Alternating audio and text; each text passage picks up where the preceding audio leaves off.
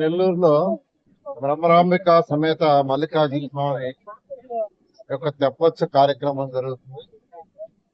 ఇది ప్రతి సంవత్సరం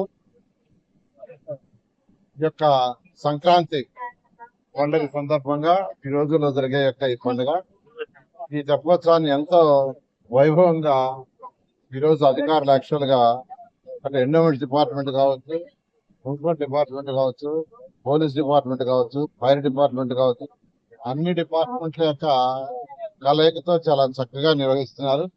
దాదాపు 1,00,000 పైగా భక్తులు వస్తారనేది ఎస్టిమేషన్. 2014-19లో ఇదే శాఖకి నేను మంత్రిగా ఉన్నప్పుడు ఫస్ట్ టైం 2014 వస్తే ఆ రోజు అజిత్ గారు మేయర్. ఇక్కడ చూడగానే చాలా భయంకరంగా ఉండేది, ఇంత బుడద మట్టి వీళ్ళు అంతా. ఆ రోజు ఇమీడియట్ గా దీని ఒక ఘాటు కట్టమని ఆదేశించడం, వెంటనే చక్కటి ఘాటు కట్టారు. నేను మొన్నొచ్చి ముందు వెరిఫై చేస్తే అవతల పక్క కూడా ఇలాగే ఘాటు కడితే ఇంకా బాగుంటది, భక్తుల్లాగే ఆ పక్క కూడా కూర్చోగలరని చెప్పడం, దాని మీద అధికారులను ఆదేశించాను. వెంటనే దాన్ని కూడా టేకప్ చేసి ఇమీడియట్ గా దాన్ని కూడా చేస్తాం. మరొకసారి ఈ యొక్క సంక్రాంతి సందర్భంగా రాష్ట్ర ప్రజలందరికీ నా యొక్క శుభాకాంక్షలు.